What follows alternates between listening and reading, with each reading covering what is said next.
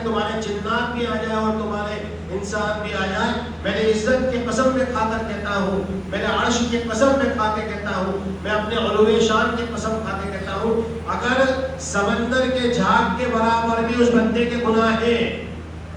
اور اس نے رمضان میں قرآن کو سنا، ہم میں سے اکثر لوگ حافظ نہیں ہیں،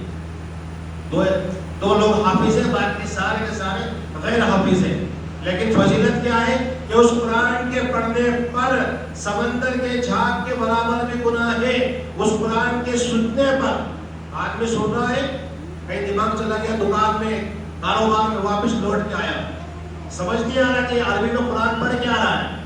یہ عربی میں قرآن پڑھ کے آ رہا ہے، لیکن اس کے صرف کان اس طرف دھیان گیا، دماغ اس طرف گیا، اس نے نیت باندھی ہے ایمان کی طرف۔ اللہ تبارک و تعالی حدیث قدسی کے اندر کہہ رہا ہے، مجھے اپنی عزت کی قسم، مجھے اپنے جلال کی قسم، مجھے اپنے علو شان کی قسم اور میں اپنے عرش کی قسم کھا کر کہتا ہوں، اس کے قرآن کے سننے سنانے پر اور تراویح کے پڑھنے پر میں نے اس کے سمندر کے جھاگ کے برابر جتنے بھی گناہ تھے تمام کا تمام معاف کر دیا۔